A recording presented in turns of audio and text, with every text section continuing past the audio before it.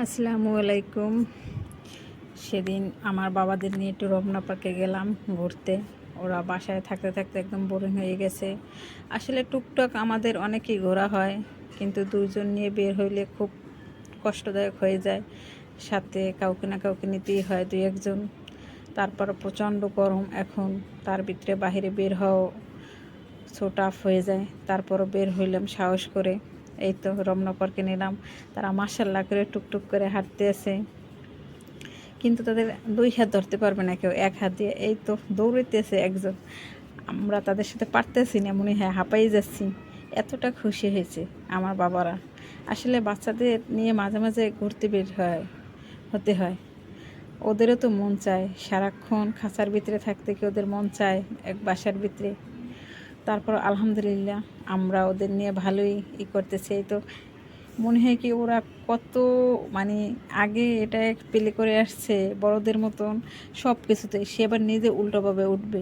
ওর বাবা মানে করছে, তারপর সে নিজে নিজে করবে। খুব আনন্দ করতেছে, এটা দেখে আমাদের আসলেই আমার আর আমার সাহেবের খুব ভালো লাগলো।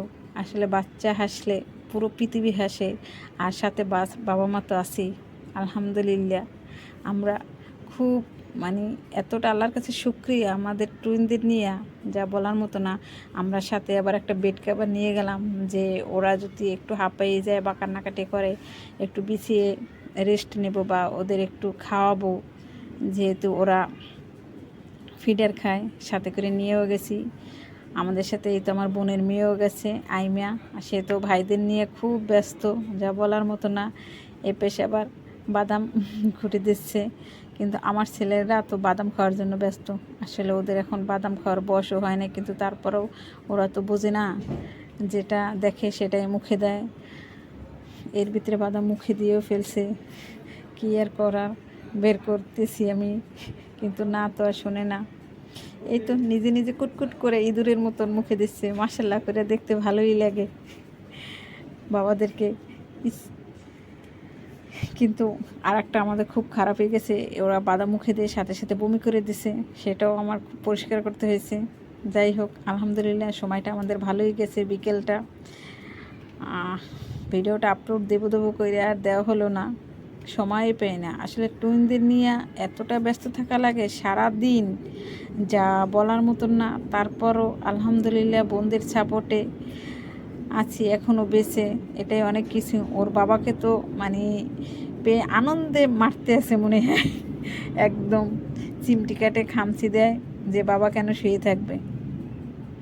আমরা একটু ব্রিজেও ঘুরতে গেলাম, যেহেতু সন্দেহ হয়ে আসছে, ওরাও যেতে চাচ্ছে না। তারপরও যতটুকু সময় আছে ব্রিজে গেলাম। পানি দেখে তো মহা খুশি, নিচ থেকে আরেকজনে কী যেন কুড়াচ্ছে এবং কী যেন একটা মুখেও দিয়ে ফেলছে। এই একটা সমস্যা ওদের নিয়ে। যাই হোক সবাই সাপোর্ট করবেন, ভালো থাকবেন, আর আমাদের জন্য দোয়া করবেন, আর আমাদের বেবিদের জন্য অবশ্যই দোয়া করবেন, ওরা যেন ভালো থাকে সুস্থ থাকে। আলহামদুলিল্লাহ, আল্লাহ হাফেজ।